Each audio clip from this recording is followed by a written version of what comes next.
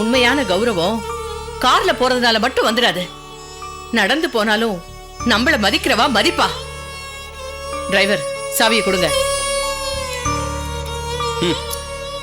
வாழ்ந்தாலும் வேண்டாலும் பெரிய மனுஷங்க தான். வர்றேம்மா. ஸ்ரீ, நகையை வித்து ஓடி கட்டினது போக முதல்ல சுரேஷ் தமிழ் ஆசைப்பட்டப்போ உங்க பொண்ணு கௌஷி அவரை மயக்கி கல்யாணம் பண்ணி கூட்டிட்டு போயிட்டா. இப்ப மட்டும் என்ன, அந்த குடும்பத்தை விட்டு அவ பிரிச்சு அவரை கூட்டிட்டு போயிட்டால. சுரேஷ தன்னை மறந்து நான் தவிச்சிட்டு இருந்தப்போ எங்க அப்பாவும் எங்க அக்காவும் என்ன பாஸ்கருக்கு கல்யாணம் பண்ணி வைக்கிறேன்னு சொல்லிட்டு இருந்தாங்க. அந்த பாஸ்கரையும் நினைச்சு நானும் கனவு கண்டுட்டு இருந்தேன்.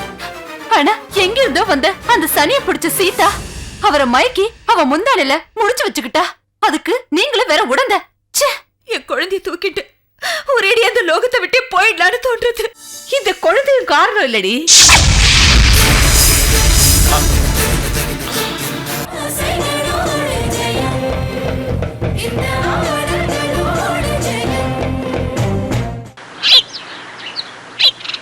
உங்களை மறக்க முடியுமா சார்? மறந்துட்டீங்களே, 3 மாசமா வட்டியை மறந்துட்டீங்களே. வண்டியோட ஆர்சி புக்கு உங்ககிட்ட தான் இருக்கே சார். ஆர்சி புக்கை தூக்கிட்டு நான் என்னமா பண்றது? ஊருக்குள்ள உங்க குடும்பத்தை பத்தி பல விதமா பேசிக்கிறாங்க. ஊர்ல கண்டது கண்டபடி எல்லாம் பேசும். அதை கேட்டுட்டு வந்து நீங்க என்ன பண்ண போறீங்க? என்ன மேடம் இப்படி கோவப்படுறீங்க? நியாயப்படி பார்த்தா நான் தான் கோவப்படணும். என்னோட பணம் உங்ககிட்ட இருக்கு. இப்ப நீங்க என்ன சொல்ல வரீங்க சார்?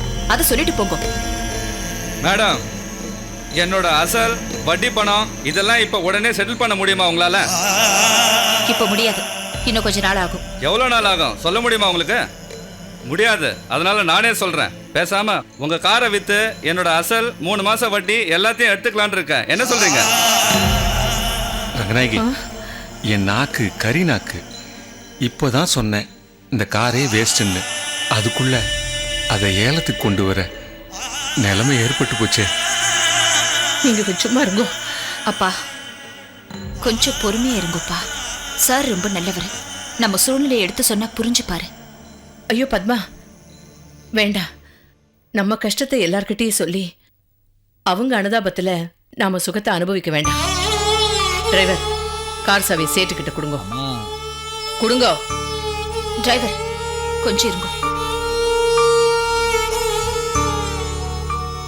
அம்மா, நிலத்தை வித்தோம், நகைகளை வித்தோம். இப்ப காரும் இல்லைன்னா பாக்குறவா நம்மள கேவலமா நினைப்பா. ஆமாம்மா, இன்னைக்கு காலையில பேங்க் மேனேஜர் பார்க்கறதுக்காக நான் ஆட்டோவில் போனேன். நான் ஆட்டோவில் இறங்குறத பார்த்த மேனேஜர் ரொம்ப கேவலமாக பார்த்தாருமா. எனக்கு உடம்பே கூசுற மாதிரி இருந்தது. தாங்கிக்கோடா. நாம வாழும்போது எல்லாரும் பெருமையா பாக்கறச்ச அதை நம்ம எவ்வளவு சந்தோஷமா தாங்கிட்டோம். அதே மாதிரி இதையும் தாங்கிக்கோ. உண்மையான கௌரவம் கார்ல போறதுனால மட்டும் வந்துடாது. நடந்து போனாலும் நம்மள மதிக்கிறவா மதிப்பா. டிரைவர், சாவியை கொடுங்க. வாழ்ந்தாலும் வேண்டாலும் பெரிய மனுஷங்க தான். வர்றேம்மா. ஸ்ரீ, நகையை வித்து ஓடி கட்டினது போக கையில ஏதாவது பணம் மிச்சம் இருக்கா? ஒரு 10,000 இருக்குமா. அதுல டிரைவர் 5,000 கொடுத்துட்டு 4,500 ஒர்க் ஷாப்ல கட்டிடுங்க. சரி போ. அம்மா, நீங்கள் கார் வாங்கினதுலேருந்து நான் தான் உங்களுக்கு டிரைவராக இருந்திருக்கேன். நீங்கள் என்னை இந்த வீட்டில் ஒரு பிள்ளையாக தான் நடத்திருக்கீங்க. கடைசியில் கார் சாவியை என் கையாலே கொடுக்க வேண்டிய சூழ்நிலையை ஏற்படுத்திட்டீங்களேம்மா. இங்க பாருப்பா, எது எப்படி நடக்கணுமோ அப்படித்தான் நடக்கும். அதை யாராலையும் தடுக்க முடியாது. பணத்தை வாங்கிட்டு நீ கிளம்பு. ஸ்ரீ. சரி.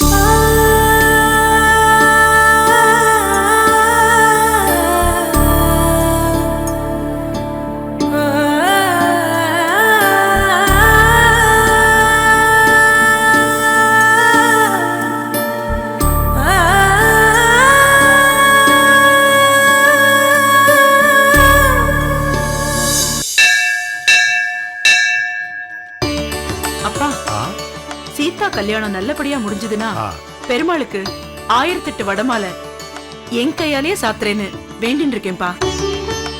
அதுக்கு என்ன, செஞ்சுட்டா போகுது. பத்மா கௌசி கல்யாணத்துல ஏகப்பட்ட பிரச்சனைகள் நடந்தது. ஆனா இவ கல்யாணம் எந்த பிரச்சனையும் இல்லாம பெருமாள் உத்தரவோட நடக்க போறத நினைக்கும் போது ரொம்ப சந்தோஷமா இருக்குமா.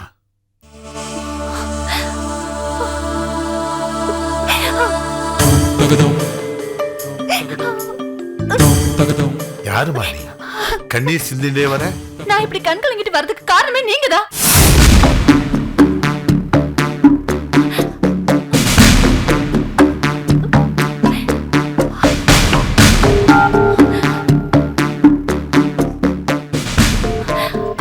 என்னம்மா சொல்ற? உன் குடும்பத்துக்கும் என் குடும்பத்துக்கும் என்ன சம்பந்தம்? ஆமா, உங்க குடும்பத்துக்கும் என் குடும்பத்துக்கும் ரிலேஷன்ஷிப் இருக்கு. என்னம்மா, இது வரைக்கும் நான் உன்னை பார்த்ததே இல்லையே. பாத்திருக்க மாட்டீங்க, ஆனா என்ன பத்தி கேள்விப்பட்டிருப்பீங்க. உங்க மாப்பிள்ள சுரேஷ் இருக்காருல்ல, அவரோட அன்னைக்கு ஊனமுள்ள ஒரு தங்கச்சி இருக்கான்னு கேள்விப்பட்டிருப்பீங்க. அது வேற யாரும் இல்ல, நான் தான். அது நீயாமா? ஆமா, இது வரைக்கும் உங்களை சந்திக்கிற ஒரு சந்தர்ப்பம் எனக்கு கிடைக்கல. ஆனா இப்ப கூட உங்களை சந்திக்கிறதுக்காக நான் வரல, உங்ககிட்ட நீதி கேட்கறதுக்காக தான் வந்திருக்கேன். எதை பத்தி சொல்ற? சும்மா தெரிஞ்சும் தெரியாத மாதிரி நடிக்காதீங்க. என்ன, எங்க அக்காவும் மாமியும் எவ்வளவு வாட்டி சொல்லியும் கூட நீங்க சீதா பாஸ்கர் கல்யாணத்துக்கு ஏற்பாடு செஞ்சுட்டீங்க. அம்மா, இந்த கல்யாணம் பெருமாள் உத்தரவுப்படி நடக்குதுமா. எங்க விருப்பப்படி எதுவும் இல்ல. ஒரு பாவ காரியத்துக்கு போய் பெருமாளை துணை சேர்க்கிறீங்களே, என்ன பாத்தீங்கல்ல? என் நிலைமை என்னன்னு உங்களுக்கு புரியுதா? உன்னை பார்த்தா நேக்கு பரிதாபமாத்தாம இருக்கு. இத பாருங்க, உங்க பரிதாபமும் அனுதாபமும் எனக்கு ஒன்னும் தேவை கிடையாது. என் வாழ்க்கையில உங்க ரெண்டு பொண்ணுங்களை குறுக்கிட்டு என் வாழ்க்கையை உருப்படாம பண்ணிட்டாங்க. நீ நினைக்கிறது ரொம்ப தப்புமா.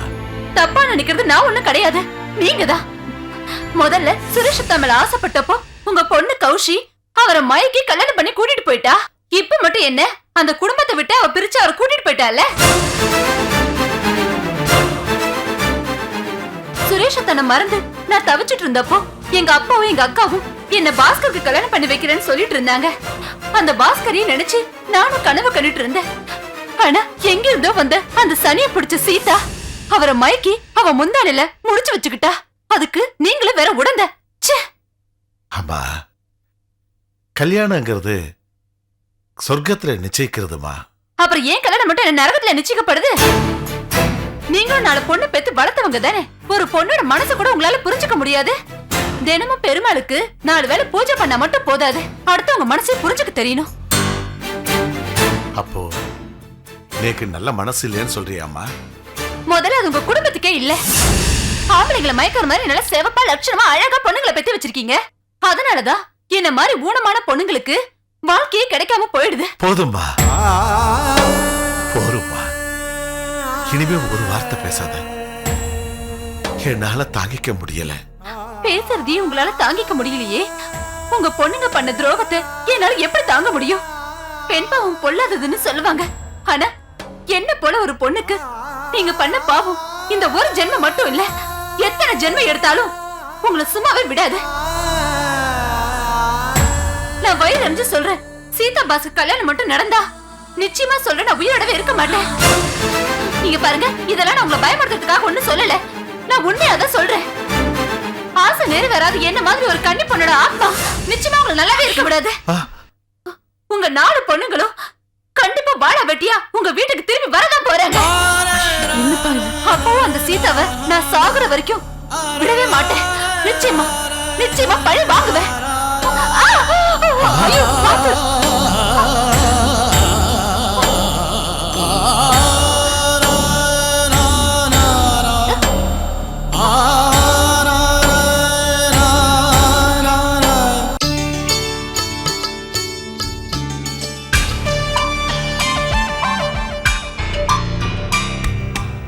வாங்க அத்தை.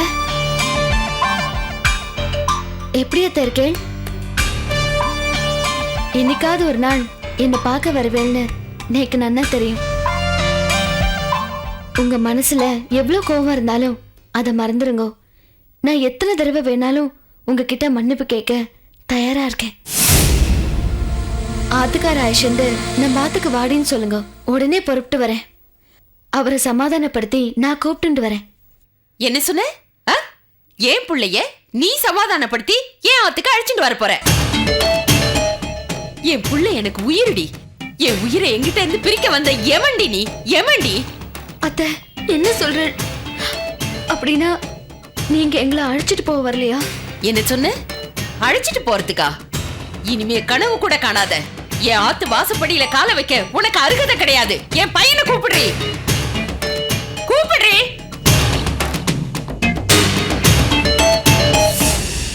அம்மா வாமா, எப்படி இருக்கம்மா? நல்லா இருக்கியா? இந்த கொடுமை எந்த ஆத்துலயும் நடக்காதுடா. பெத்த தாய மூணாவது மனுஷ மாதிரி குசலம் விசாரிக்கிற பாரு. எப்படிடா எப்படிடா உனக்கு மனசு வருது? அம்மா, ஆத்துக்கு வந்தவள வேற எப்படிமா கூப்பிடுறது? வாமா. ஏய், என்ன விசாரிக்கிற அளவுக்கு நீ இன்னும் வளரல. இங்க பார், உன்னை பார்த்து ஒரு விஷயம் சொல்லிட்டு போக வந்த. அதை கேட்டு நீ உடனே செய்யற. என்ன செய்யணும் சொல்லுமா. சீதாவுக்கும் பாஸ்கருக்கும் நடக்க போற கல்யாணத்தை நீ உடனே நிறுத்தணும்.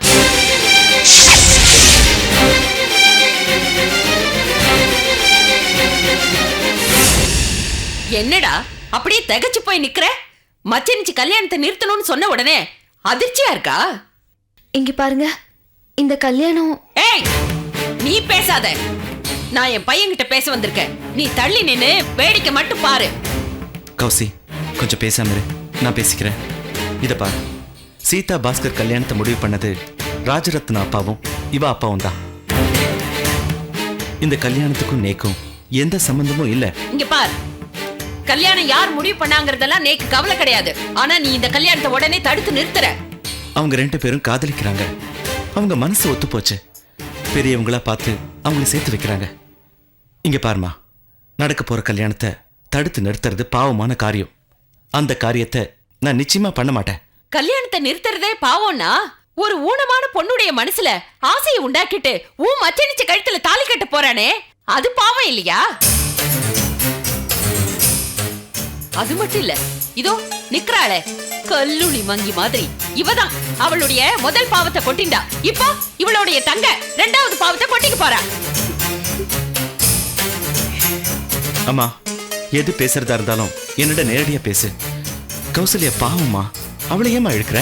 உன் ஆத்துக்காரி மனசு நோக கூடாதுன்னு அவ மேல நோக்கு எவ்வளவு கரிசனம் இருக்கு. அப்படித்தானே உன் அண்ணன் ரமேஷுக்கும் இருக்கும். இன்னைக்கு சௌந்தர்யாவோட குடும்பம் இந்த கல்யாணத்தால் நில குளிஞ்சு நிக்கிறாங்க. அவங்கள நான் தேத்தி ஆகணும். நீ என்ன பண்ணுவியோ ஏது பண்ணுவியோ எனக்கு தெரியாது. இந்த கல்யாணத்தை உடனே நிறுத்துற. உன் மண்ணி தங்க கழுத்துல அந்த பாஸ்கர் தாலி கட்டணும். அம்மா, நான் சொல்றது உனக்கு புரியலையா? என்னால ஒண்ணும் பண்ண முடியாதுமா. முடியும், உன்னால முடியும். இந்த கல்யாணத்தை நடத்தினா இவளை நீ ஒதுக்கி வச்சிருவேன்னு இவ அப்பாண்ட போய் சொல்லணும். அம்மா, இத சொல்றதுக்கு உனக்கு எப்படிமா மனசு வருது? டேய், நான் உன்னை பெத்த தாயிடா. என்னை விட உனக்கு வேற யாரும் முக்கியம் கிடையாது. போமா, இனிமே நீ யாரோ நான் யாரோ. இங்க இருந்து போயிடுமா. டேய், எப்ப பெத்த தாயை பார்த்து வெளியில போன்னு சொன்னியோ, இனிமே உன் மூஞ்சிலேயே முடிக்க மாட்டேன்டா. ஏய் கௌசல்யா, என் வயிறு எரிஞ்சு சொல்றேன்டி, நீ நன்னாவே இருக்க மாட்டே, நாசமா போயிடுவ. ஏய், புள்ள குட்டியோட என் பிள்ளையோட சந்தோஷமா வாழ்வேன் மட்டும் நினைச்சு பார்க்காத. வாழ்வேன் மட்டும் நினைச்சு பார்க்காத. வாழ்வேன் மட்டும் நினைச்சு பார்க்காத.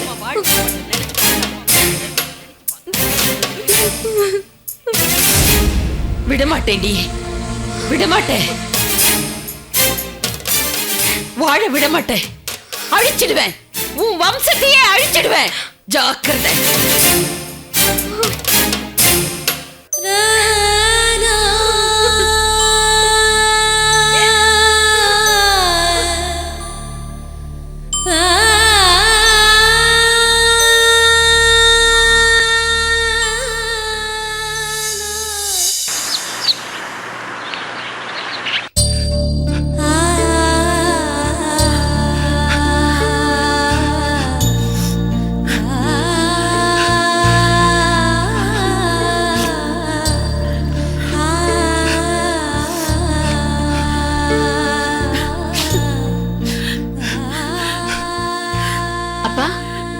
என்னப்பா, என்னாச்சு? சொல்லுங்கப்பா, என்னாச்சு? உங்க உடம்புக்கு எதுவும் முடியலையாப்பா? டாக்டர் என்ன போலாமா? அப்பா, ஏன் அழறேன்?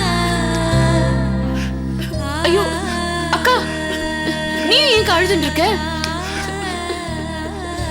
அக்கா, அப்பா, நீங்க இப்படி மாறி மாறி அழுத பாக்குறச்சு எனக்கு பயமா இருக்கு. என்னன்னு சொல்லுங்க அக்கா. நீயாவது சொல்லுக்கா, என்ன ஆச்சு? ஐயோ சொல்லுங்களே, ஏன் இப்படி அழுதுட்டே இருக்க? ரெண்டு பேர்ல யாராவது என்ன நடந்ததுன்னு சொல்லுங்க.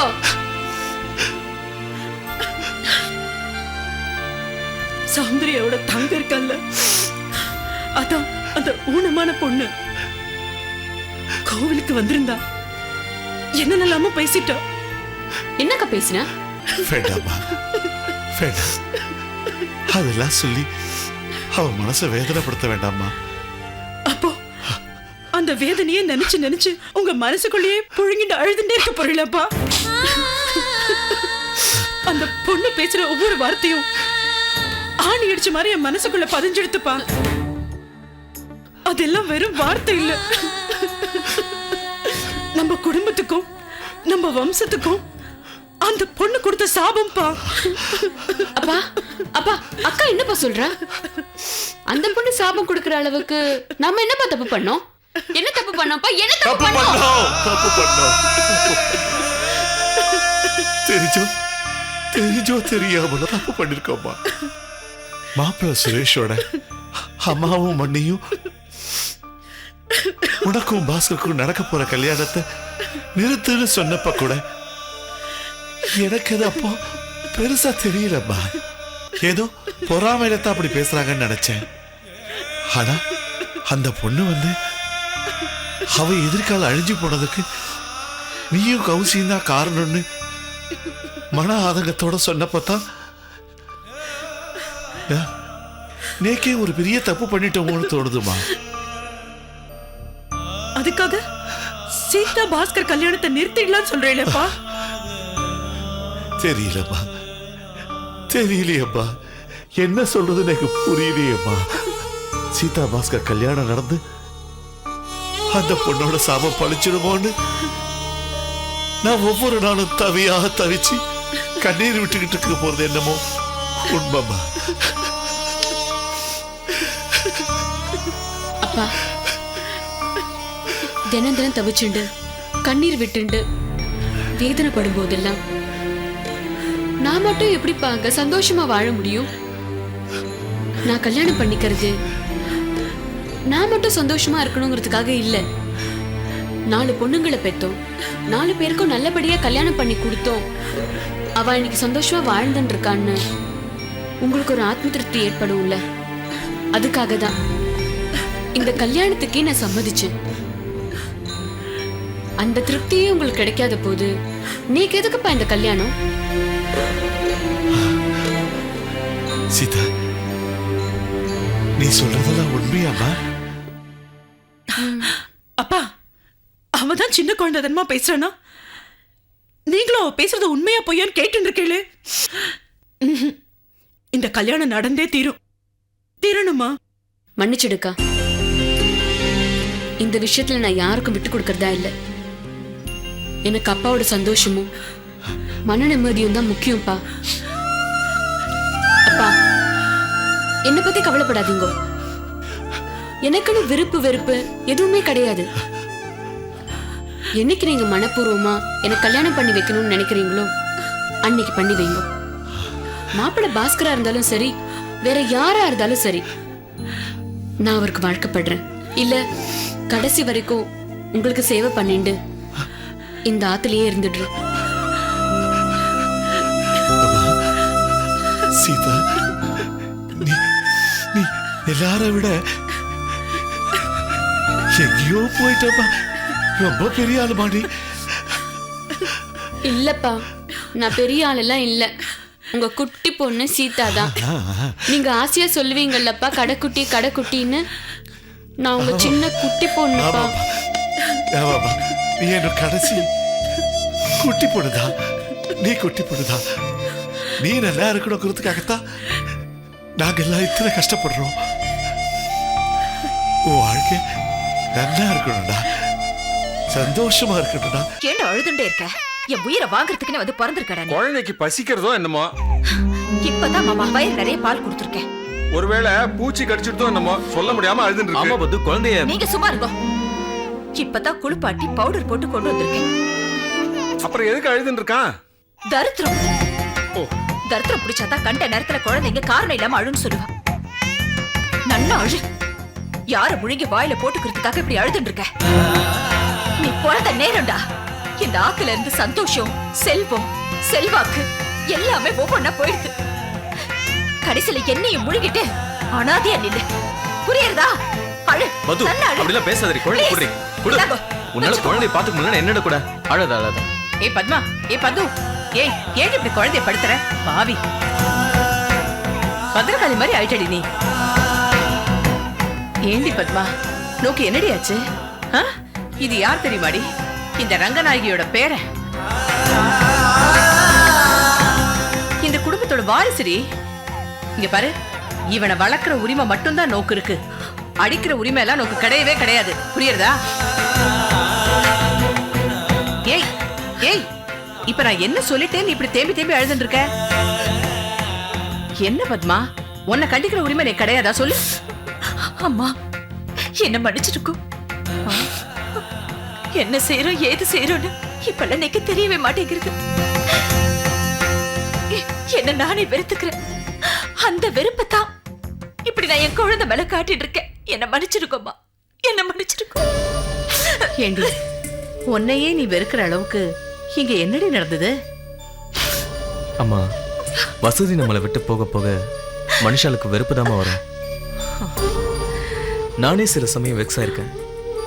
அன்னைக்கு ரோட்ல சுதர்ஷன் இவளை தரித்திரம் பிடிச்சவ தூக்குறேன்னு கேவலமா பேசினது இவன் மனசுல ஆழமா பதிஞ்சிருக்கு.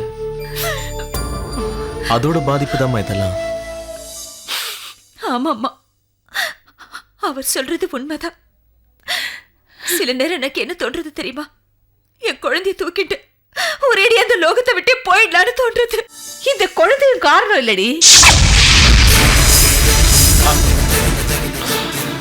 எல்லாம் நமக்கு அந்த பகவான் விதிச்சது. இங்க பாரு பத்மா, இனிமே உன்னை நான் நம்பவே முடியாது. இது பாரு, நேக்கு ஒரு சத்தியம் பண்ணி கொடு. இனிமே எந்த காரணத்துக்காகவும் எந்த சூழ்நிலையிலையும் விபரீதமான எந்த முடிவும் எடுக்க மாட்டேன்னு எனக்கு சத்தியம் பண்ணு. பண்ணு.